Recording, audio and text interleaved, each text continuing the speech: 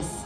So, bigayan na uli ng Star Trophies. Yes. Let's go! As we announce the next 8 winners, starting off with the Best Musical Variety Show. And the star goes to Letters and Music, Net 25.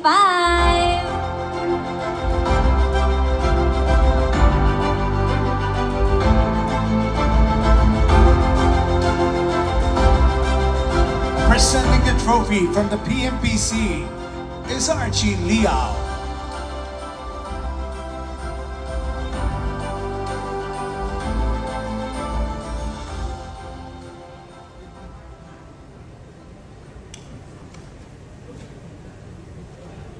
Good evening. On behalf of Net25, our hosts, Ms. Apple Chu and Sir Aaron D, maraming salamat po sa PMPC for this award. Napakagandang regalo po sa 12 years ng Letters and Music.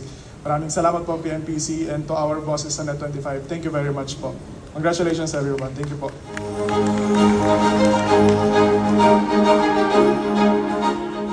We now move on to the star for Best Musical Variety Show host. And this goes to Aiki, Music Over, INC TV.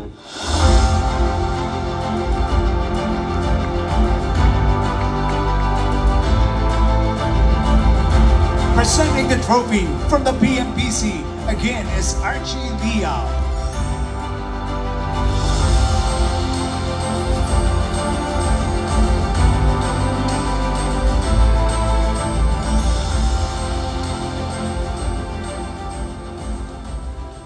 Magandang gabi po. On behalf of Kuya Aiki, we would like to read his message po for us to receive.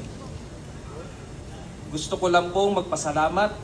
Unang-una ay sa Panginoon Diyos, sa talentong pinagkaloob po sa akin, sa INC TV, sa programang Music Cover, lalo po sa PMPC, sa pagkilala po sa talentong pinagkaloob sa akin ng Ama.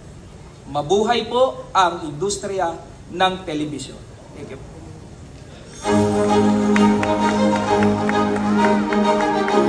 The star for Best Talent Search Program host goes to Raver Cruz and Julianne San Jose for the Clash 2024, GMA 7.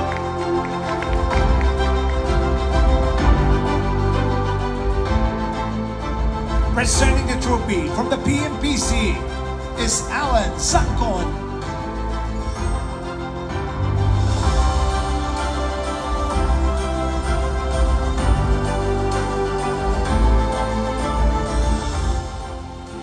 Good evening everyone. First and foremost, napapasalamat po kami sa Panginoon sa panibagong blessing na na-receive po namin. And of course, PMPC, maraming salamat po sa pagkilala na ito. And we also want to thank GMA Network and Sparkle for giving us the opportunity to host such an inspiring program, which is The Clash. So, actually, pang 7th year na po namin ito. So, nagpapasalamat po kami dahil nabigyan kami ng opportunity na makilala po ang mga talentong Pilipino. Yun po, maraming salamat po sa PMPC, sa lahat po ng bumubuo ng The Clash, yung mga bosses po namin ng The Clash, Miss Ruth, Miss Gigi, Miss D, maraming salamat po. And umasa po kayo na mananatili po kami isang platform para makilala ang mga talented na Pilipino at ang mga talented na Pinoy singers natin sa bansa. Maraming salamat po. Congrats, Julie Ver!